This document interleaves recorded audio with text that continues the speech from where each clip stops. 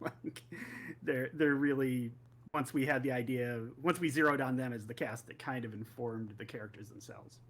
Yeah, we had worked with Eric before on Monsters vs. Aliens, the series, Mhm. and he was Bob the Blob, and he's just hilarious. He is such a gregarious, fun, playful person in real Sweet life. guy. He had the sweetness we wanted Jeff to Yeah. have. Oh yeah, that is super cool. That is. I think like the cast really helps to bring the show alive. So definitely did a good job. Oh, Mhm. absolutely. Absolutely. Yeah. We're very fortunate that we have a cast. Every last one of them brings a little something extra to the role, Yeah. and couldn't be more grateful to them. That is amazing. What's next? This with another one. But There's like characters. Ivan hashtag 0439. Your favorite subtle details, touches on the show's writing, themes, art, characters, etc. Ooh, that's a good question. Yeah, no kidding. I There love. Go ahead, Bill. Well, I was going to say there are all sorts of little touches that everyone puts through in the show throughout production, and we kind of encourage that because we want to see what people add, and it makes us laugh, and so we're about entertaining ourselves as much as anybody. And so one of the subtle touches we had was about the date of the founding of Brighton on the flag. That's one that I remember of picking a leap year day, which I thought was funny. And then I remember, Bob. Do you remember who came up with the little phrase for the town of a place to settle, which we thought had such a funny I double think that might entendre have to been me. That might have been me. it. But yeah, what about you, Bob? Uh, I'll just say Sarah Keeley and Tara as well. Both put in so many details in every little prop, and if you've noticed, there's a running theme of, if you're super sharp-eyed, if you're eagle-eyed, you'll notice that a lot of the props have little Canadian flags on them, or if there's money, there's always a Canadian quarter sort of stuck in the middle there. That's all Sarah, who's from Ontario, I believe, and it's just like their little Canadian bumper stickers on cars. You really got to look for them all. But And that's just likewise, she also did those arrows all, with curlicues in them, Mhm. and that somehow was originally just on the prop sheet. She would just sort of put this little arrow on with a little curlicue in it, and to write an explanation of what something was and how it functioned. And Bob and I kept commenting on the arrows that we just loved her curlicue arrows. So those started making appearances in the actual props themselves. So if you look at like the moving van, it has one of those arrows on it. Mhm. Sarah Arrow. And Tara followed Sarah. suit. Like I'll look for Tara those does. then. Yep. Sarah.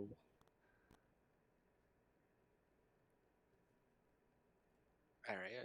I guess Next it's question? time for the next question. Yeah, sure.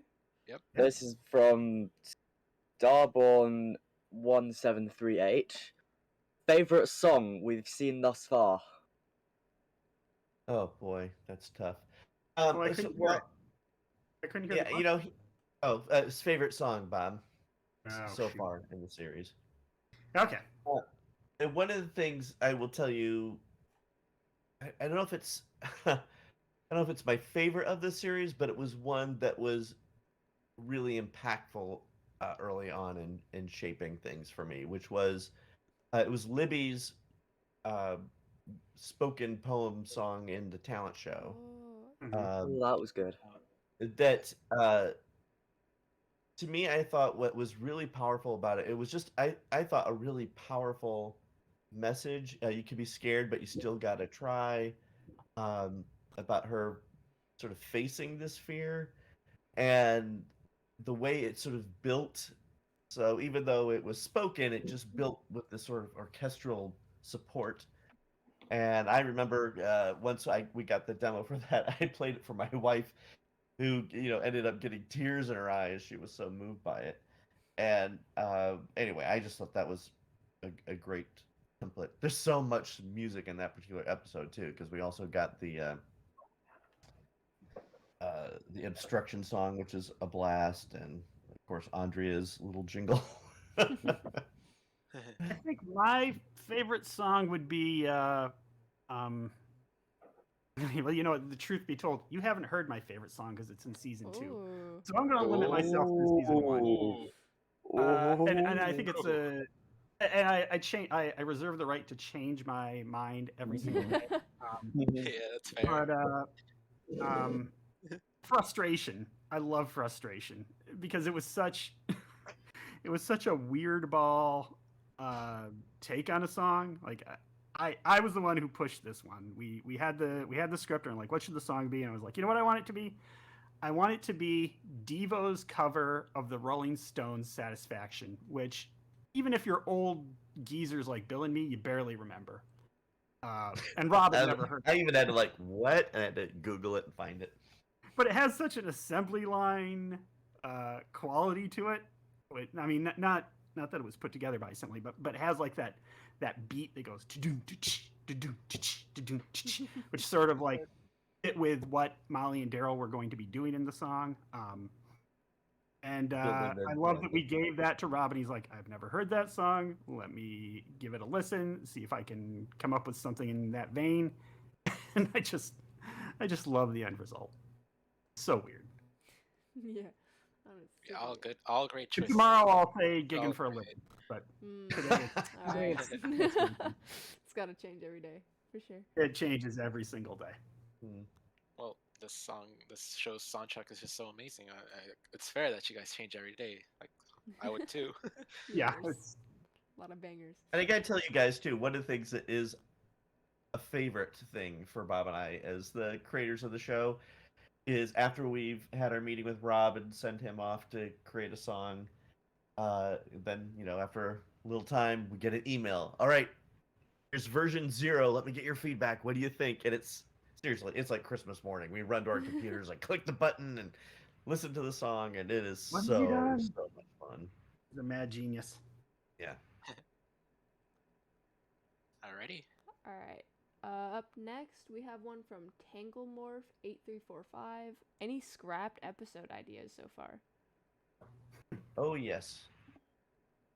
Well, I think we mentioned once before or Bob, was it Old Bessie? Wait, what's it called again? No, Old Blake. Old Blake is Blake, the one yes. the writer's room definitely wants to do, and we keep shooting it down because it just doesn't feel like a story to us. Yeah, Someday it'll wear us down. it'll be there. But yes, it's a giant ghost fish. There's another one I hope someday we get to do. It's a big production nightmare, which is why we keep pushing it off. And I'm not going to tell you anything about it except for the title. It's called Escape from Perfect Borg. And I'm dying to do that one someday. Yeah. Sammy wrote a premise that is amazing, but it is a huge production ask. It's designing a whole new town, a whole new cast, and it just, you know, is a practical reality. We had to keep pushing it off. I hope we get to it someday. Yeah. Like, hi, have you seen the budget? You can't afford this. Yeah. Britta Reitman, our producer, would have our heads. Yes, absolutely, as she should. Yep. That sounds very exciting. I also hope that it could come into fruition. Unfortunately, budget, because budget's a little bad thing everyone has to deal with. Well, the thing is, when you're making a show, you've got to look at the big picture of it all and look at your entire season and go, okay, this is going to be a really funny episode and it's one we can do on the cheap. This is going to be a really funny episode and it's going to be a production breaker. So you got to make sure that you mix those up and you don't just go for broke every single time, because you will kill your crew, you'll kill your animation studio, you'll kill your budget, and then you're going to get to the end and have nothing to show for it. So then you could do,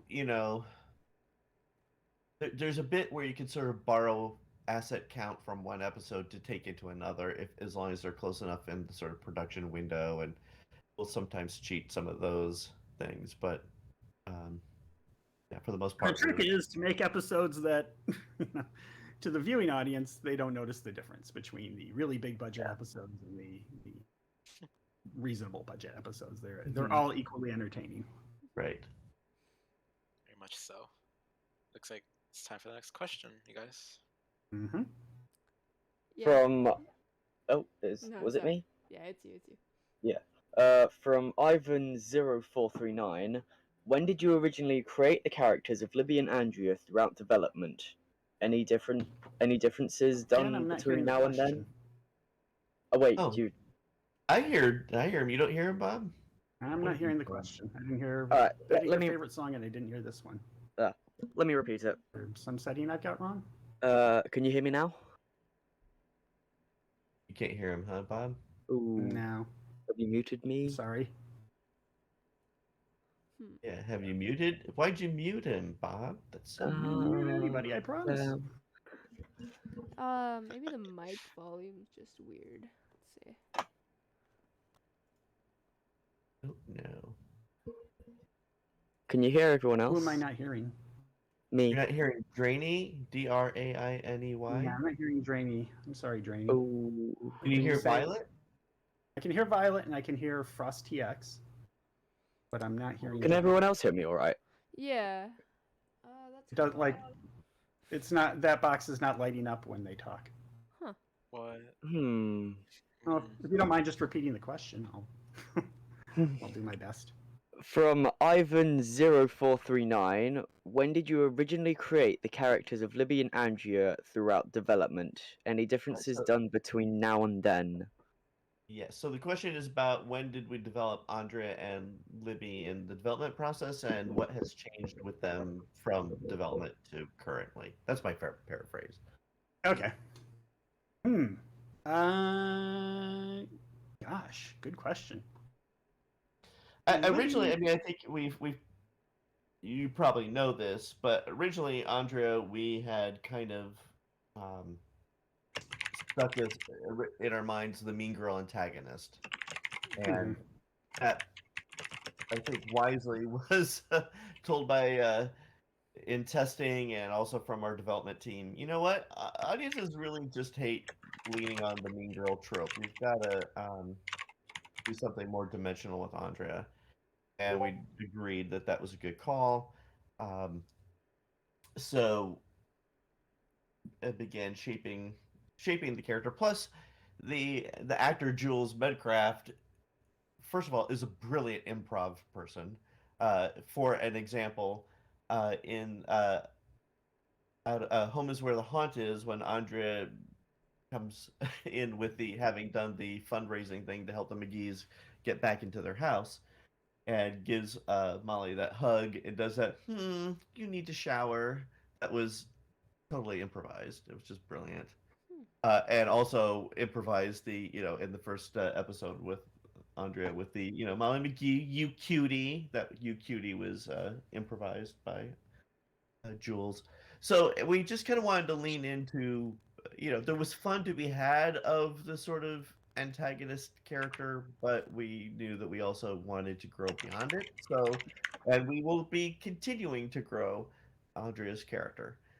And Libby, you want to chat about her, like how we initially envisioned Libby and how that has grown? I mean, I think Libby's kind of followed the path we sort of had in mind. We knew we wanted Molly to have, in the beginning we had Molly and Scratch, of course.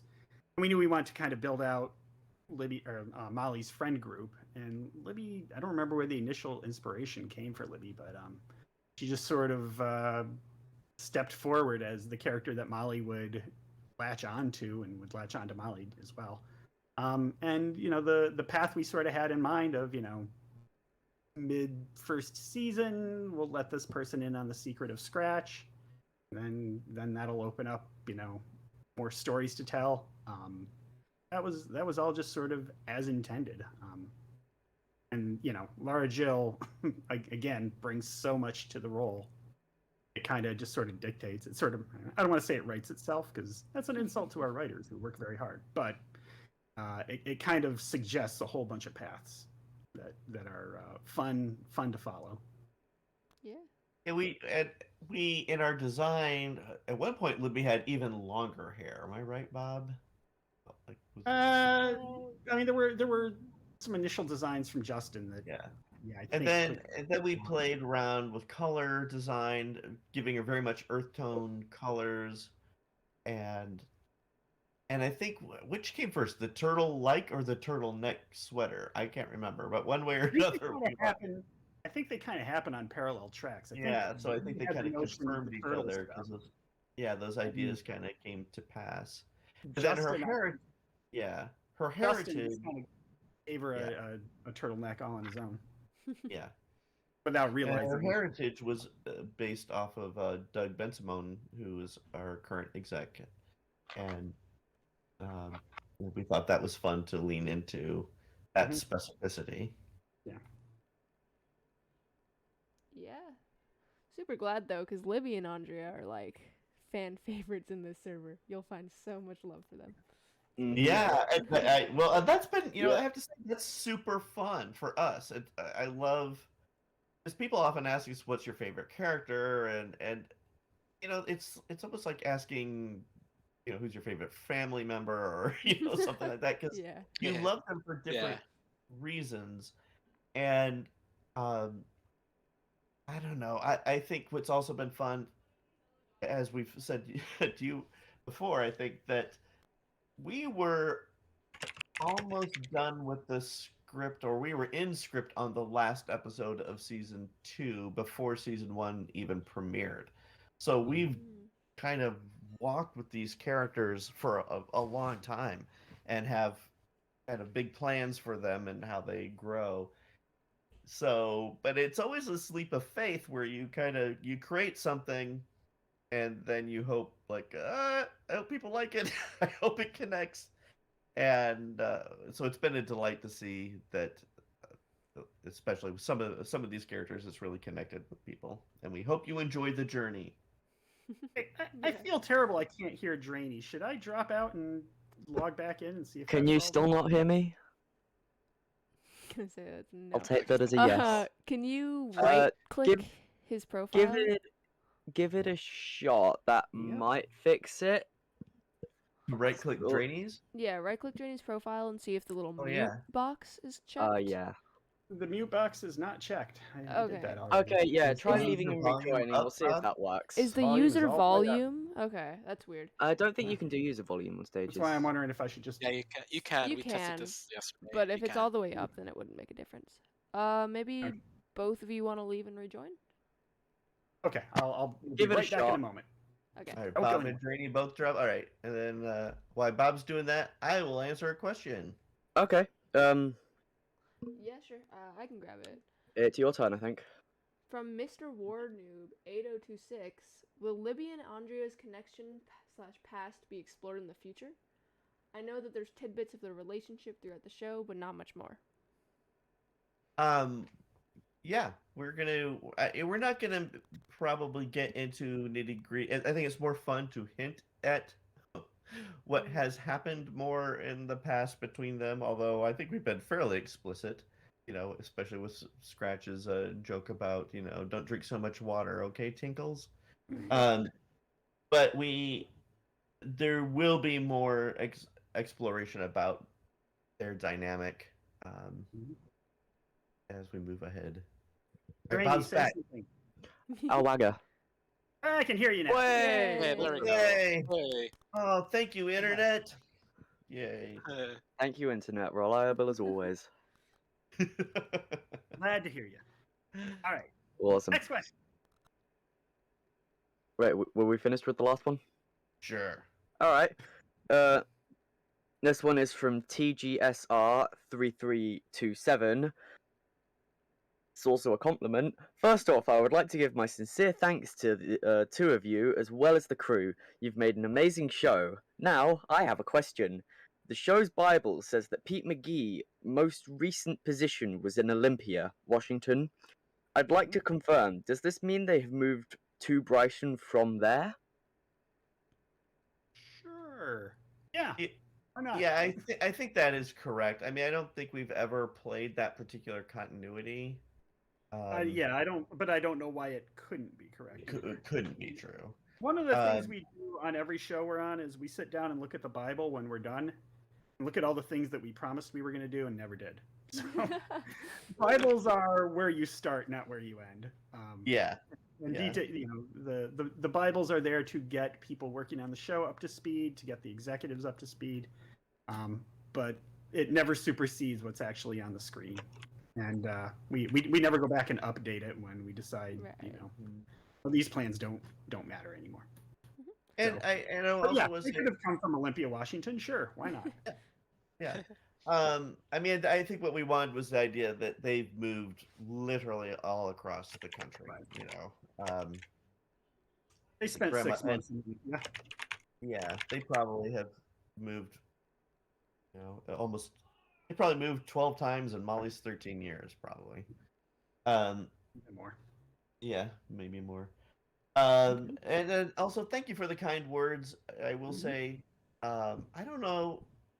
We've been very fortunate to have been on a number of crews, and I think most of the time people really pour themselves heart and soul into it. But on this show, I've never experienced the level of kind of passion and commitment that everyone on the show has poured into it. Yeah, It's absolutely. it's just been an incredible labor of love, and where people would sort of feel like they could tell their own story in the story and kind of project their own experiences into the story. And I think then, especially when pandemic hit, and we all had to kind of disperse home and continue trying to work remotely, that there was even more sort of a camaraderie, and that we were like, what we basically weren't having contact with people except through the work that we were doing, and that brought us all even closer and opened everyone up to even further ways of informing their own story into the larger story of the show. And so it is a really personal project for a lot of people. And so it means a lot. Thank you for saying that you enjoy it. Yeah, definitely. Yeah. For this show in particular, you can kind of like tell all the effort and like personal stories that go into every little detail. So I think that makes it a lot like more exciting as a show. When we bring people onto the crew, and this is everybody: writers, board artists, directors, production coordinators, PAs. We ask them to tell us their life story in 5 minutes. And we're like, we don't want to know where you went to college. Like, that can be part of it, sure, but we Or want to where you hear. worked before or whatever. Don't Yeah, care. we're not looking for your resume. We've already seen that. We want to know, how many pets did you have growing up? Any brothers or sisters? Where did you grow up? What's your favorite holiday? Like, all that stuff. We want to know the person. And it's one, just because we genuinely want to know our crew, but two, there's a little bit of something self-serving in it, because sooner or later everybody has something where like, oh, well, you know what? You grew up in a small town. Molly lives in a small town. You had a best friend who loves turtles. Molly has a best friend who loves turtles. Or you yourself love turtles.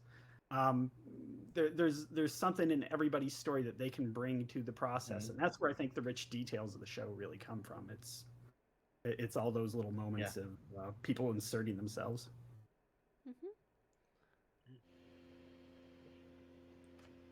All right, I think Violet, it's your turn now to add a new question. Gotcha.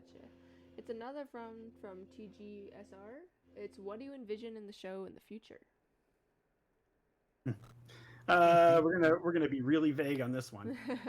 Yes, of course. Lots of fun. Yes. If you loved season 1, season 2 is the same but more. Oh, Bigger. Yeah. Yeah. I mean, look, Season 1 makes you feel good. Season 2 is gonna make you feel great. Yeah. Yep. Yeah, that'll make a lot of people here happy.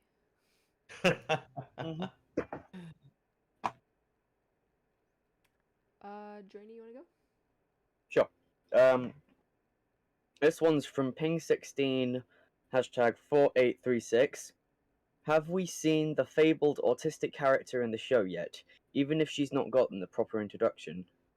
No, you have not seen the character we have in mind. Ooh. That character will be introduced very early in season 2. Very, very, very early in season 2, and there will be no And you won't miss it. You won't wonder if that's the character we're talking about. It'll be explicit. Gotcha. Yeah. Awesome. Hmm. All right, up next from Emily is Emily 8064. What resources have you used to research and write the soon-to-come autistic character? We worked with a group called Respectability, and they put us in touch with a young woman. Oh my goodness, I'm blanking on her name. Anyways, a young woman who's very much like the character, and then yeah. we cast a woman who is autistic herself, and shares a lot of, not just that, but shares a lot of aspects with the character we're talking about, but just hinting at, because we don't want to give away too much. Can't tell you who the actress is yet. We're not authorized to do that. Right. Hmm. Right. That's a spoiler. But yeah, right. But So it's been, every appearance of that character is the Respectability group vets for authenticity and even offers suggestions of, well, you had her do this, maybe she'd even do this, something beyond. yeah, and then the also actress then herself. reviews, Yeah. the storyboard and animatic then for written. acting purposes Yeah. to make sure Mhm. that probably this character would respond this way physically. Character might not like this because this thing is something that tends to disturb autistic people. It's like, okay, good to know. Just little physical touches. So those are the resources we use. And the actress, again, I can't bring her name, but she brings so much to the role. That character is so much fun to watch.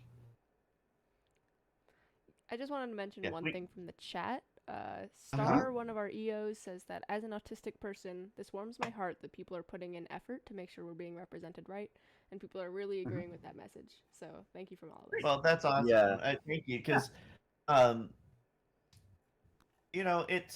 be honest, it takes effort, right, to try, and I will be the first to admit, by the way, that we won't do it perfectly all the time in any of our Nope. representation. We will get something But wrong.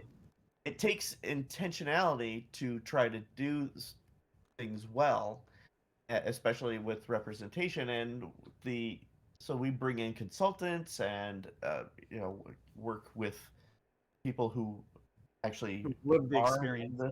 the experience, and it takes money and time to kind of pull that off, but I think that is a good investment of time and resources, and we're happy then that you also appreciate that, because we think it's valuable. And compliments to the Walt Disney Company. They've been, when we've said we need resources, they've never balked at the cost of it. They've always said, yes, of course, let us get you everything you need.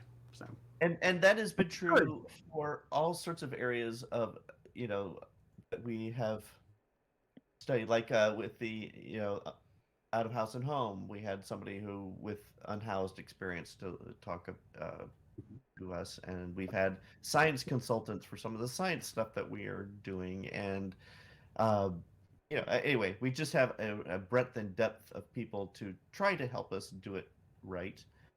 And I say, if there's any point where we didn't, that falls squarely on Bob and I. more Bill than me, but yeah, Yeah. I'm blameless in all Right, endeavors. You can't be. That's the pointing scratch in me. fingers at.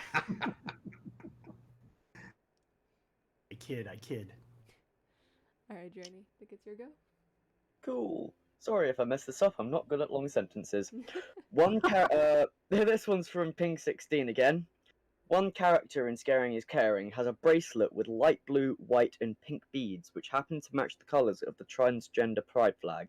Given how sometimes pride flag colour schemes are inserted into things into the show, without it necessarily meaning anything, I was wondering, was this bracelet's colour scheme intended to mean anything, or was it just a fun detail? I wouldn't read too much into details like that. Partly just I because just we glass have a cold water, color. yeah. We have a color scheme for the ghosts and the world and all of that. That those are just the sort of the colors that we draw from generally. Mm-hmm. Now, whether or not a particular designer put it in for a particular reason, I maybe, but Could I be. it You'd could have to be. ask them. Yeah, but I'm not aware that that was done with intentionality. But it's not to say it wasn't. And the other thing I'll say to this is, everybody's headcanon is fine with us. Yeah, You know, if you that's totally true. if you ship characters, that's cool, as long as you don't expect it to necessarily be validated on screen. If you can still enjoy the show and your headcanon is never given a thumbs up by what you've seen on screen, well, then great. It's all good. So go ahead. Something- Go ahead. Yeah, cool. Something I've just remembered. Mm-hmm. Ham, at some point, replied to a message about a trans palette in Molly discussion. They said they colored the helmet, and it is the bicolors. Same with the snack bar in episode 1 being a trans flag palette. I always sneaked in pride palettes as much as I can. So Well, then it's Yeah, weird I mean, me answering this you have to question ask now, the but I color. think it's probably just a fun detail that someone put in. yeah, if Ham did that, then Ham did that. Like we said, you Yeah. have to ask color designers. It was nothing that we looked at when we were approving things to say, yes, that's what we want and that's what we need this prop to be. We just looked at him and said, that's really pretty. We like the way this looks. Approved. Yeah. So Yeah, it's just- intentionality from Bill and me, probably not. But if Ham put it in there with intentionality, then great. Yeah, and I think that's again, getting back to people putting themselves or into the show. That's what we want, right? Mhm. So Yep. it doesn't have to be always dictated from Bob and I. We want to create a space where people put themselves on screen. Sometimes we think of the show as just a big sandbox where we're all playing, and off you go. Yeah. Yeah. Oh, but one last thing to what Bob was saying about the shipping. I will say that one thing I worry about is because there are very strong shipping opinions. And I was like, there's no way that we are going to make everybody happy on this, right? Yeah. Or maybe anybody happy on this. So all I could say is that if and when we touch on any of these pieces, and it's not in the spirit of the things that you were hoping would happen, I hope that you still enjoy the show and what we, set out to do. It's been sort of in the online fandom for 2 years now, and I can say the shipping wars are very, very, very serious. So I wish you both that's good gotta luck with be that. every fandom. Yeah, though. we do. It's every fandom, really. Yeah. Yeah, Yes, it's very true, and that's why I it's very didn't point funny out the because- specific one. It's just said online fandoms in general. Mm-hmm. Yeah, exactly. So it's like, just keep in mind, we wrote this all before any of this appeared. So yes, there was no taking sides. We were just telling story. Awesome. Awesome. Cool. Next question. Another one from Ping16. In the credits for episode 18, there are 2 characters listed named Hidalgo and Gertrude, and I'm assuming that they're names of the people who end up buying the McGee's house. Are those Correct. names a reference to something? That is a question for, was it Paul who wrote that script? Yeah, I'm trying to remember exactly what. I mean, there was a touchstone to the Adamses, right? I mean, there was a sort of homage to that, so perhaps the names are somewhat, akin there. I'm guessing, and I don't want to speak for Paul, he may have a different point of view on it, but I'm guessing it was, just coming up with names that aren't every day. Yeah. Probably. A lot of people in chat are Baby picking up on the Octavius, Addams thanks family. you. Yes. Mhm. And that was definitely Justin's touch to it. Yeah. A little bit. All right, Drainey? Cool. This is from M the Great 3316. Since Molly has become a wraith in the season finale, does that imply that she can become a ghost at will? And I think that means go in and out her body when she wants to. Molly has to follow the same formula she followed in the season finale, meaning a portal has to appear, and she has to leap through the portal if she wants to be a wraith ever again. Oh. So if she didn't have another ghost around her to whirl up a portal for her, she wouldn't be able to do it. Okay. All right.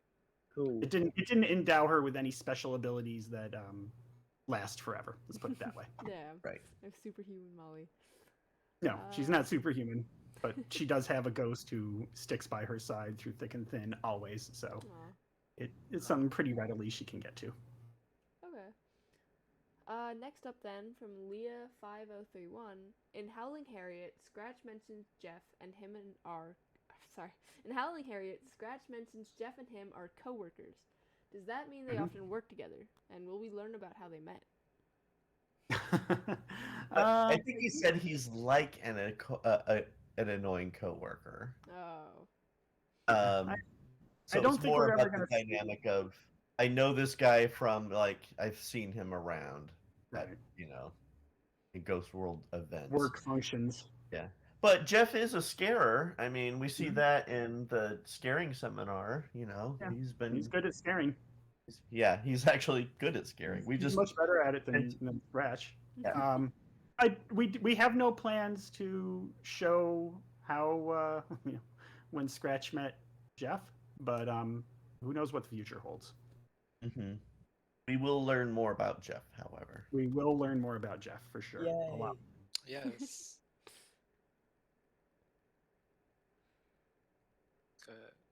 So it's your Ooh. turn, Drainey. This one's from Leah again. How come some ghosts remember their pasts, whereas some, like Scratch, do not? That's That an is interesting an awesome question that we How will. come indeed? Yes. How come? Next question. Um. Oh, okay. Okay. Oh.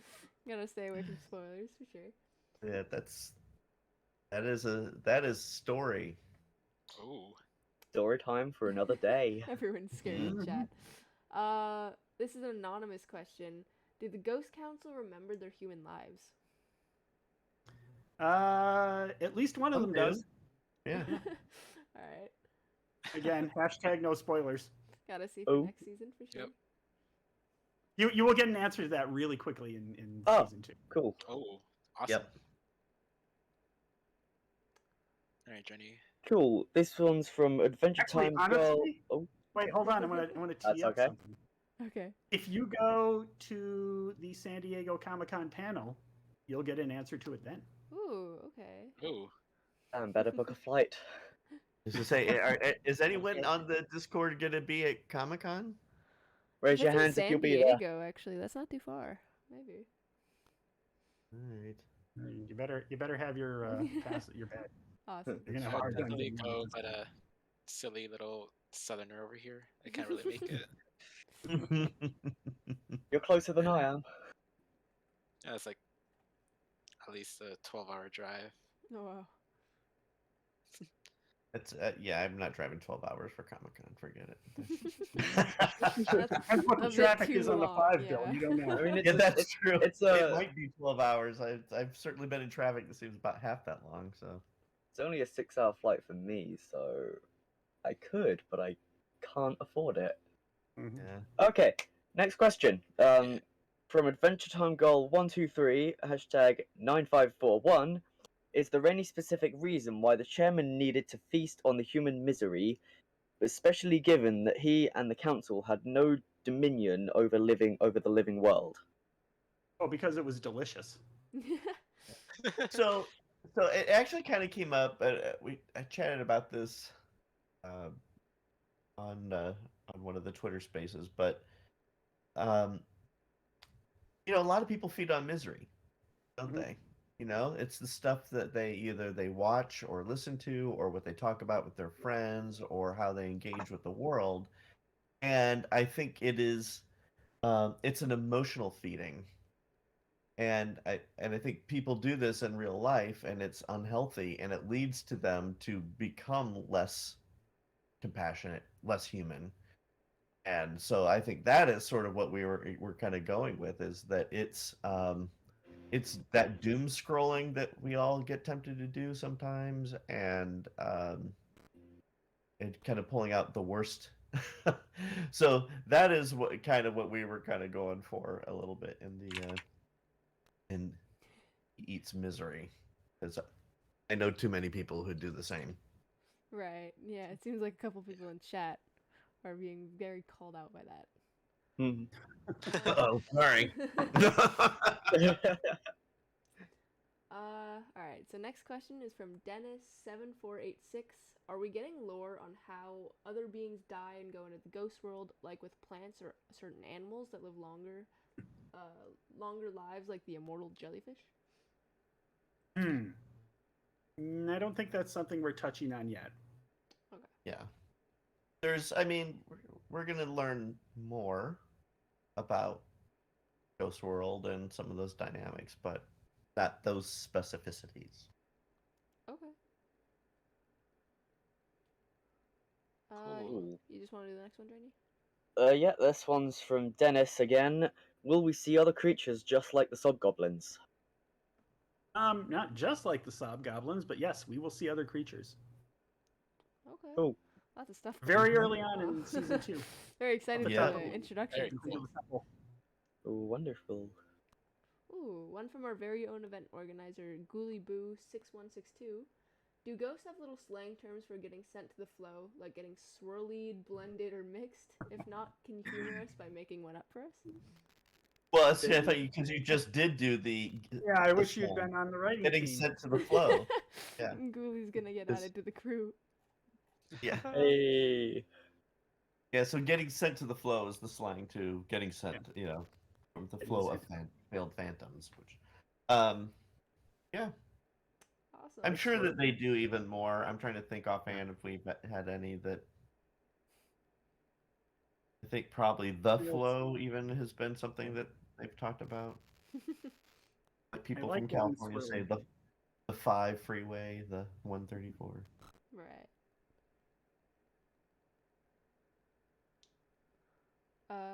Ooh. I can imagine this one might be a bit spoilery, but it's worth a shot. From I'm so sorry if I butcher your name, Chet Zale 8920. What would you say is the main theme of season 2? Oh man, I can't. I don't think we can tell you. Yeah. I Figured that one. yeah, would we be a little can't. I field. will can't say tell. it's a very big theme. It's a very Oh. a very intentional theme. It will but yeah, I don't think we could tell you just what it is yet. But I will say I look forward to once season 2 has begun and it's clear. I would like to revisit that with you all because I think it's a great area of discussion. Ooh. A little unfortunate that we can't know about it now, but it's understandable, of course. It'll just make the excitement more I know. even better for next season. More anticipation. Yeah. Up next, again from an event organizer, Cindy B419 #6961 asks, "Will we meet some of Molly's friends from her past hometowns in season 2, either in a flashback or about them visiting Brighton in the present?" It's something we've talked about several times. The story never really gelled that felt like it was worth doing. So, at least for the moment. So far you haven't. No, yeah. I keep pitching it like every 6 months or something, and then we can never And quite. we waste 2 or 3 hours on it before we go. There's nothing here. Yeah, I do think there's something there. We just haven't quite figured out what the take is that fits in with kind of our overall story. Right. I mean, part of the other problem too is, and this is especially acute when you've got a show that is an 11-minute episode show. We've got a lot of characters, and we want to make sure everybody gets their moment in the spotlight.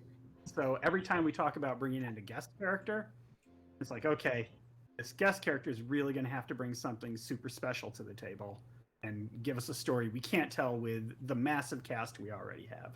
So that's one of the challenges. Okay. Yeah. makes sense. Not that we don't do it, we obviously do, but Not that we don't do it. It's just they have to earn their way on screen. Jenny? cool. This one's once again from one of our event organizers, Nerdy Unicorns 1010577. How long have the McGees been in Brighton as of the end of the season 1 finale? What did we say, Bob? I mean, it's a little bit intentionally nebulous, obviously. Yeah. I would less say it's getting either. close to a year. Yeah, maybe, Right. maybe. Yeah, I mean, time is intentionally vague here. Yeah, I mean, We're she started not- at the beginning of the school year. They're not at the end of the school year, so it's Yeah. within a school year thus far. Okay. Oh, getting near the end. But don't quote us on that. Yeah, because somebody will be able to prove us wrong by like, but this and this, and I'm like, I know, I'm sorry. We just Just our best guess. exactly. So we keep Yep. these things big. Exactly. So this is actually our last question. From Okrala 0823. What would be your tips for future screenwriters? Ooh. Okay. Here's a bunch of good ones. Ready? You just, Violet, you just put a quarter in Yeah. Bob. Yeah, you Sorry. just started me up. You cranked me. Here I go. Well, it's the last Here we question, so you got all the go. time you want. First, you need to write every day.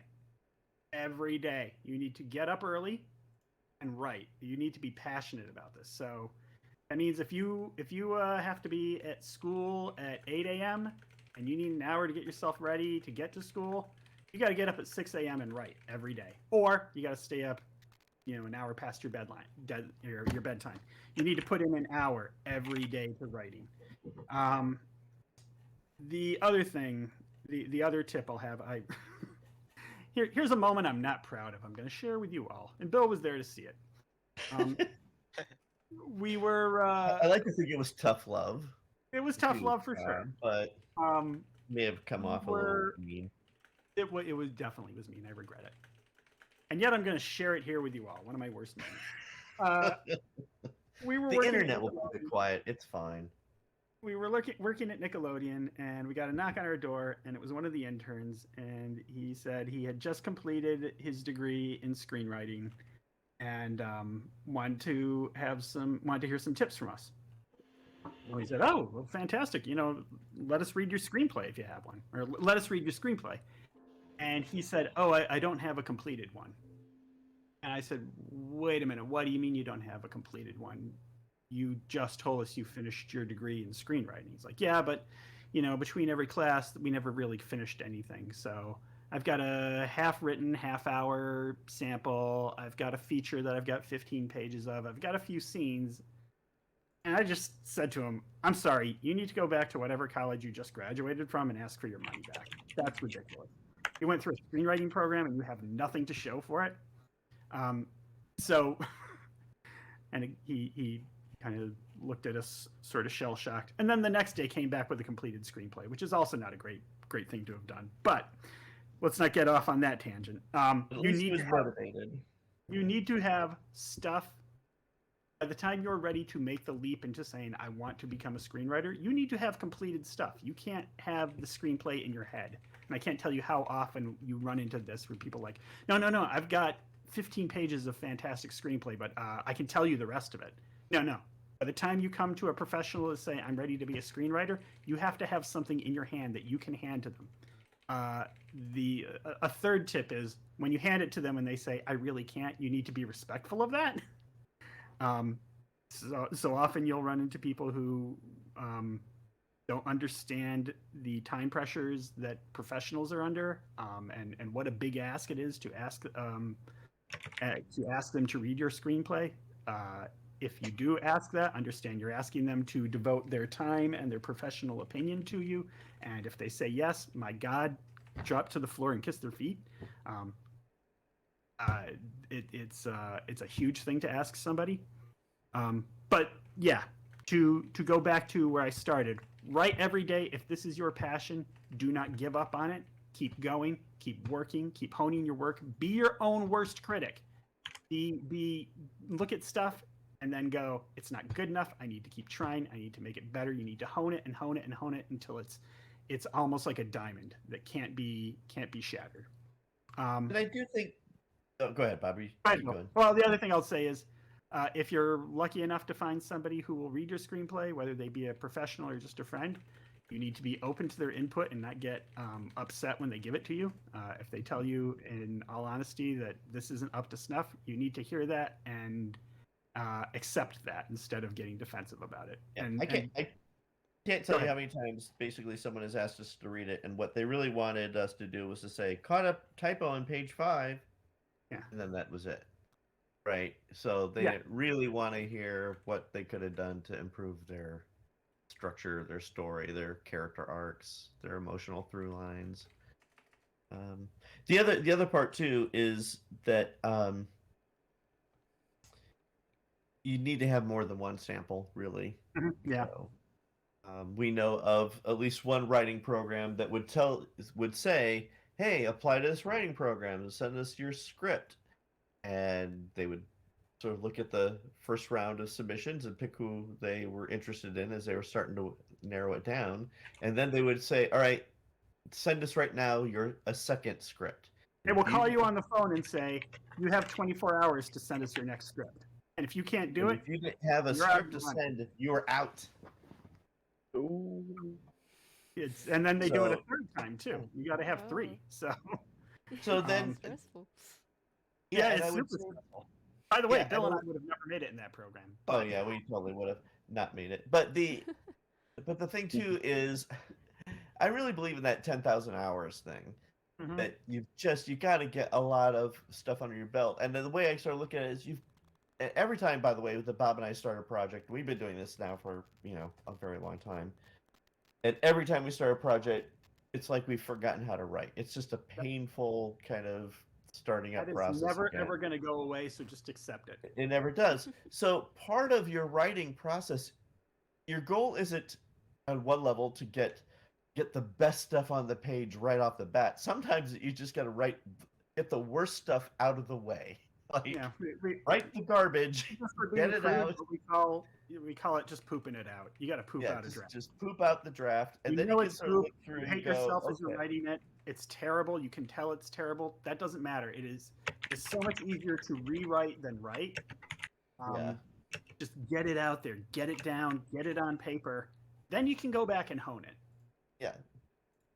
I will literally say, write his sections or whatever, and I'll read it, and he'll put in dialogue, "Dumb joke here," right, or something. So it's just, you got to kind of accept the fact that what you're writing initially is garbage, and then you'll find what's good and refine it and hone it. And When back in the pre-pandemic days, when Bill and I could actually write in the same room, I would sometimes catch Bill just staring at the screen, and I'd say, "You're thinking too hard. Just write. Just write." He'd be like, Yeah. "Okay, yeah, go ahead." It's a trap you can fall into. yeah, So, boy, I don't know if I just scared everybody off from what is the most fun job you can have in the world. Yeah, I want to close with something a little more positive. Like, listen, if it's your passion, then go with it with all your gusto. Like, put everything into it you've got, because there's nothing worse than getting to the end of your life and going, gee, I wonder what it would have been like if I'd tried that. Maybe Yeah. It's a super competitive industry. Maybe you won't make it, but you don't want to live with regrets. Or regrets, as Patty would say. No regrets. yeah. I mean, that was a big part of that is very much our philosophy. I think it's much easier to live with failure than regret. Failure, at least you attempted something. Failure is at least something that you feel like, okay, I tried. And failure, by the way, is also how people figure out okay, now I know not that, what now to do, right? It sets you in the right direction a lot of the time. As someone said, experience is what everyone calls their mistakes. So I think that's a part of it. So I'm not nearly as afraid of failure, but I am more afraid of the regret of not having tried, because then you kind of always wonder. Yeah. And I know that probably that it doesn't, read for a lot of folks like financial security, which it's not.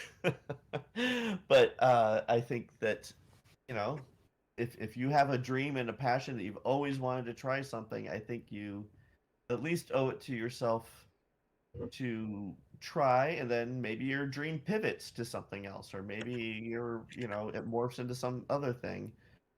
But I think at least having given it a shot will give you more peace of mind as life continues than if you are always left wondering. Because I've had friends who basically felt like they made a misstep in their very early 20s and decided that their life trajectory was decided and over, and Yeah. have lived essentially in misery the whole time. And it's like, no, it's Exactly. Don't Some feed of the my chairman. friends say that, and Yeah. they're like 17. And I'm like, you haven't done anything yet.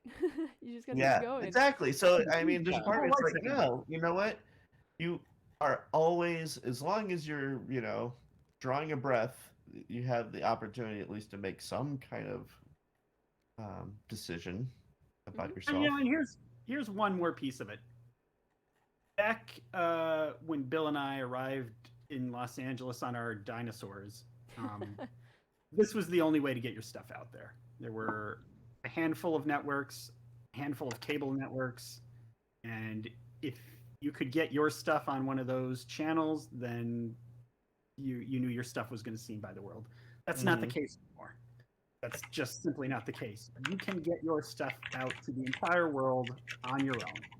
Getting eyes on it, that's tough. And I'm not really sure to, I don't really know how to tell you to make But something. I will tell you that we have a show on Disney Channel, and it's hard enough getting eyes on it, Exactly. right? Because there's such a diversification of audience. So Right. But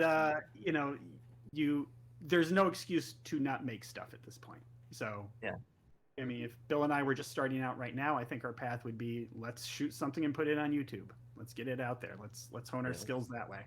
Yeah. Right.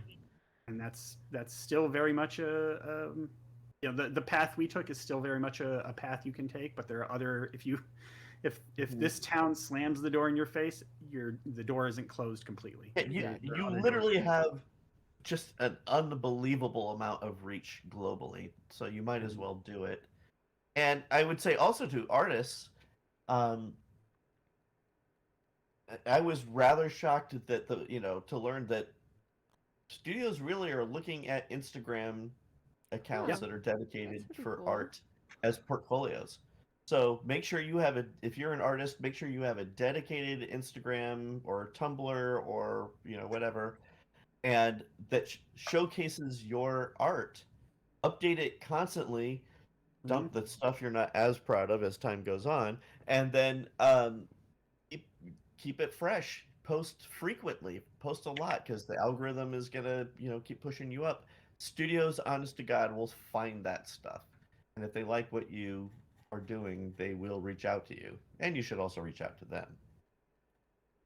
It's also that you don't just have to be an artist to do that. If you do anything you like doing, just put it on social media and get it out there.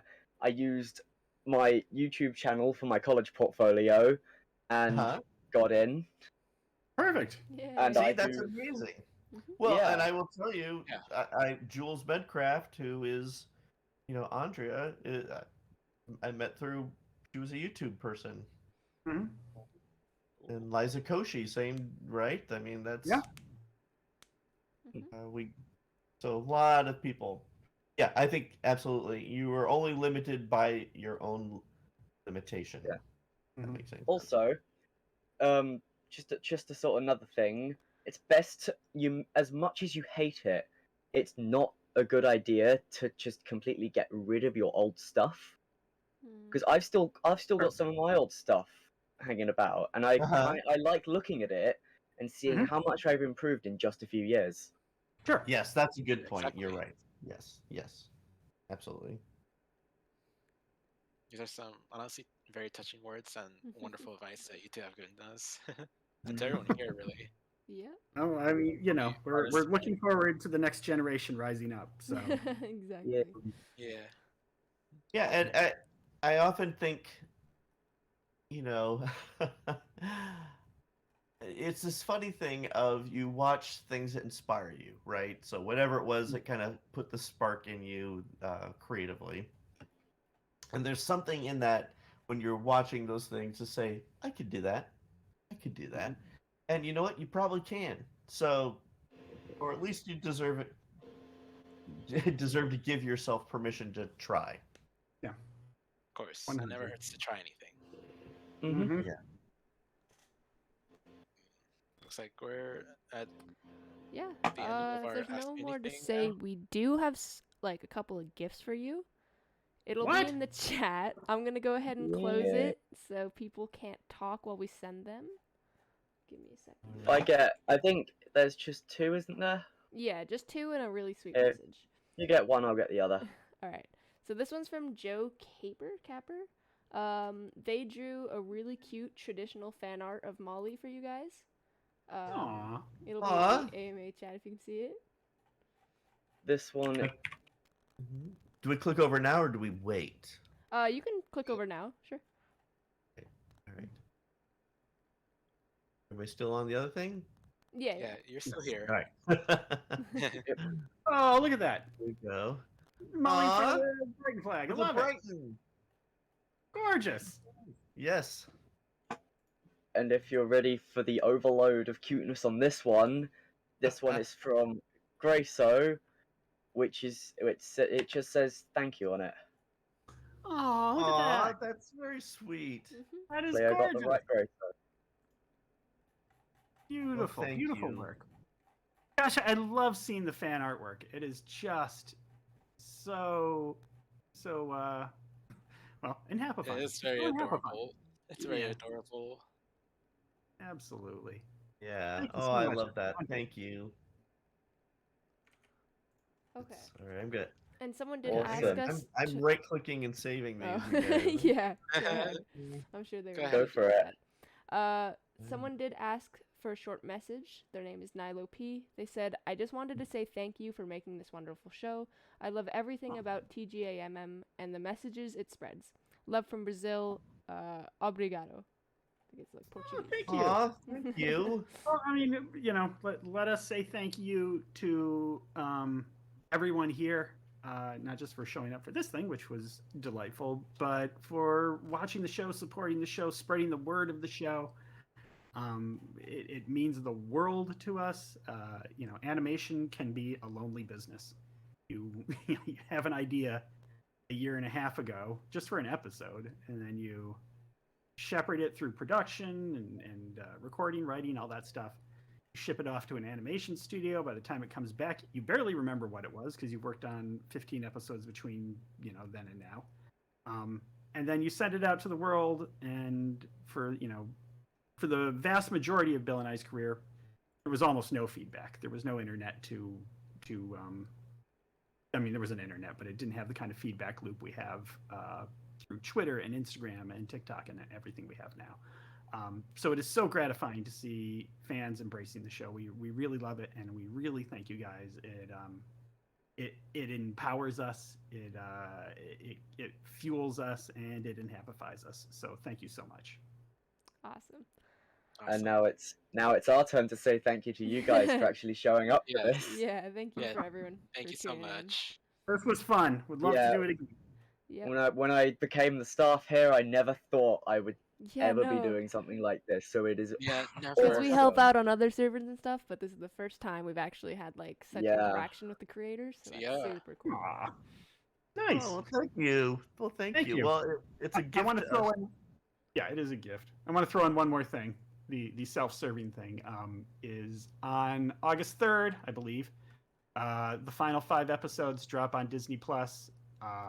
Ooh. Everybody who has Disney Plus, please binge them. Even if you've already seen them, watch them again, please.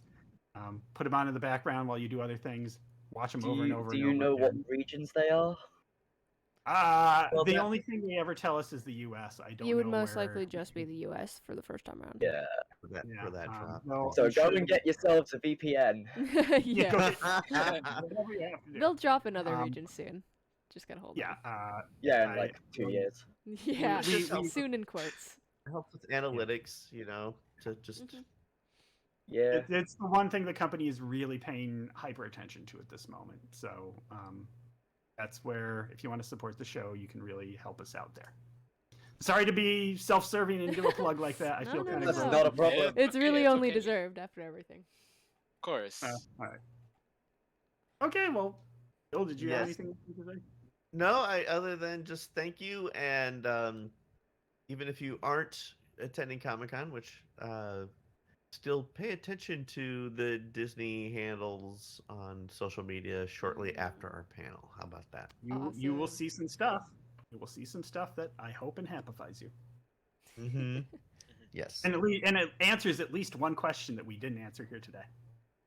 Ooh. Yep. Okay. Ooh. That's exciting. Okay, cool. Well, thanks Well, everybody. thank you Yeah. all. We very much appreciate it. Have a great weekend. Awesome. You as well. Thank you, you too. Thank you Have a so great much. day. Well, we'll Thank try you. and end. Everybody stay safe out there. Yes. Bye-bye. Stay safe. All right. Bye-bye. Bye.